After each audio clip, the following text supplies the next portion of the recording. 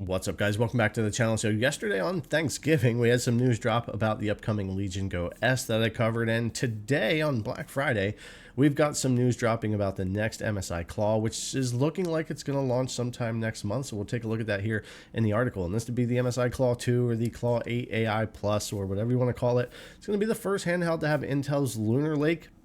And I've been really interested in this because I had the original Claw and I was pretty disappointed in it, to be honest. But I didn't expect those chips to do that great in a smaller device.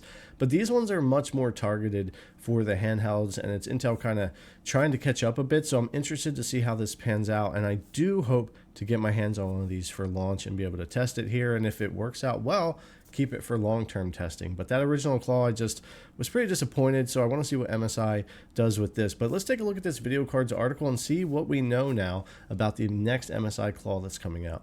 All right, so we'll take a look at this article from Videocardz that came out today, and then we'll also take a quick look at the listing over on Amazon showing the next MSI Claw here. But the MSI Claw 8 AI Plus has been revealed, up to a Core Ultra 7 258V, 32 gigs of RAM, and an $899 price tag with a launch date of December. So let's get in here and take a look at what we got.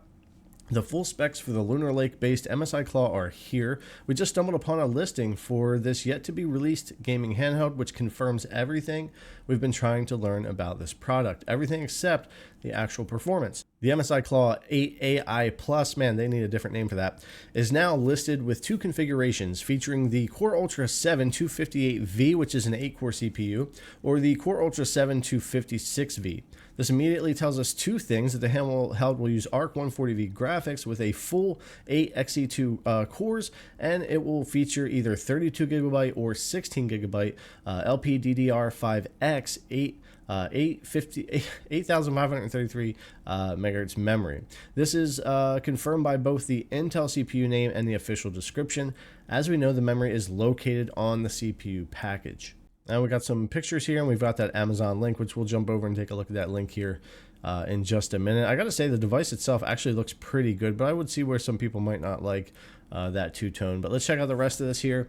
As a result, we have the very first gaming handheld from a popular brand that will feature 32GB of memory, 8GB more than the ROG Ally X, and twice as much as its predecessor, the MSI Claw 7, which, by the way, is also confirmed to receive an update to Lunar Lake, which this is pretty interesting. So I guess we're going to have some different configurations, and some of those will be based on the design of the original Claw, and then I'm guessing this newer design for the 32 gig. I'm not sure what they're going to do there. I'm guessing maybe the 30 or the 16 gig model might still be the 7-inch Claw and shell with updated Lunar Lake processor and board and everything. I'm not sure what they're going to be up to there, but it sounds interesting. MSI has also confirmed the dimensions and weight of the new console. It is indeed heavier than its predecessor, now weighing 794 grams. The size hasn't changed much, but the console is wider and thicker. Refer to the table below for full details. Worth noting, the Claw 8 features a larger 8-inch screen said to offer 120Hz refresh rate and 500 nits of peak brightness. MSI has also already confirmed that the system will include an 80 watt-hour battery, which is also verified in the official specifications. The store has confirmed that the MSI Claw 8 AI Plus will cost $899 and will be released on December 25th. This means the company will have its gaming handheld ready for CES 2025 and before AMD launches its Ryzen Z2 series, which is expected to power the successor of the Legion Go and possibly the next ROG Ally X. And we can see the table down here kind of comparing these handhelds and the MSI Claw here to the new 8 AI Plus and the processor and everything that we've got here. I'm going to be interested to see what they do with the different configurations. From what I understand, they're supposed to keep the design, this Claw, the 7-inch, but like I said, in myself and in the article, upgrade it to the newer chips, which is pretty good. They could probably offer this at a lower price point, because this model, the 8-inch, the larger one that we've got over here, which I'm assuming is also going to have a bigger battery. Yeah, it would have the bigger battery and all that kind of stuff.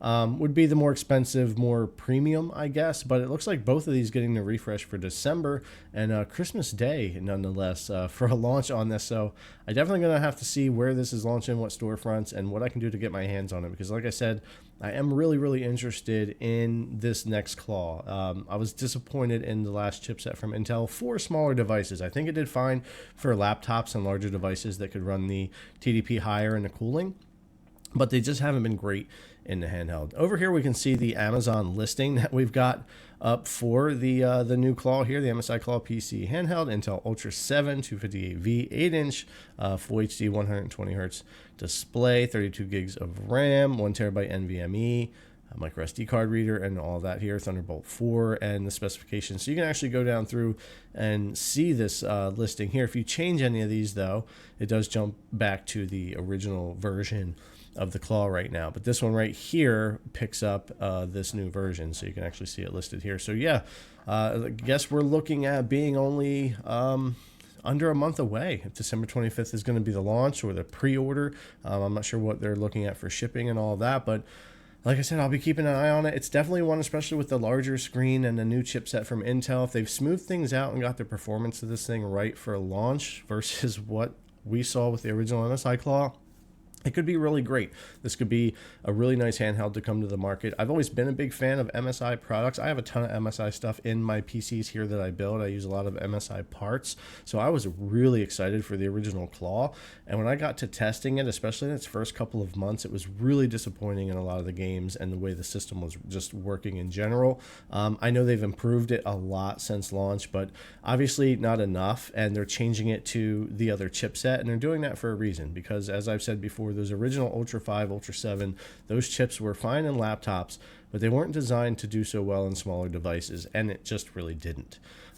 So yeah, this is pretty exciting though. I'm looking forward to getting my hands on this one and checking it out. The larger screen is going to be a big deal, and I just can't wait to see what the performance is going to be like. I hope that we're going to get some decent performance, and more importantly, smooth performance that isn't a stuttery, broken mess between drivers and BIOS and all of that. So, and of course, besides everything else we've talked about here, there is the price, which I think is a big point of contention here when it comes to handhelds. I'm kind of used to our handheld stuff being that $300 to $600 range.